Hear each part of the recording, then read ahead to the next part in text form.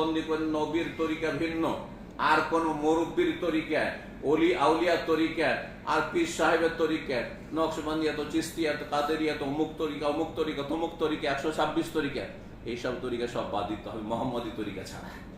বুঝতে পারছেন না? আর আখলাক চরিত্রটা ঠিক করতে হবে, রুজি রোজগারটা ঠিক করতে হবে।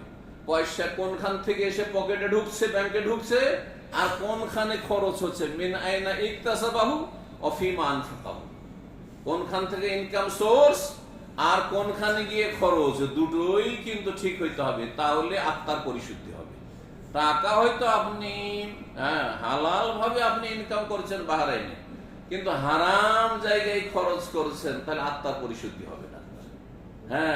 আত্মা পাক পবিত্র হবে না। সুতরাং আপনি নামাজির মতো নামাজি হইতে পারবেন, আপনার নামাজ তখন খোঁড়া হয়ে যাবে, আপনার নামাজ দিয়ে তখন আপনার জীবনে কোন রকমের সংশোধন হবে না, আর আপনি আল্লাহ নৈকট্য অর্জন করতে পারবেন না। আল্লাহ যেন বুঝার তৌফিক দান করেন, আমলে তৌফিক দান করেন।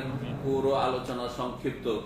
আকীদা যেমন ভ্রান্ত আকীদা বিশ্বাস যা পরম্পরা পেয়েছেন বাপ দাদা থেকে, সেগুলিকে বাদ দিন, নবীর তরিকায় চলুন, সুন্নতের পাবন হন, বিদাত মুক্ত জীবন যাপন করুন, বেদাত মুক্ত আমল করুন। বেদাতি নামাজ পড়বেন, বেদাতি রোজা রাখবেন না, বেদাতি হজ করে, বেদাতি উমরা করবেন না, বেদাতি ওজিফা পাঠ করবেন, বেদাতি জিকির আজকার করবেন না।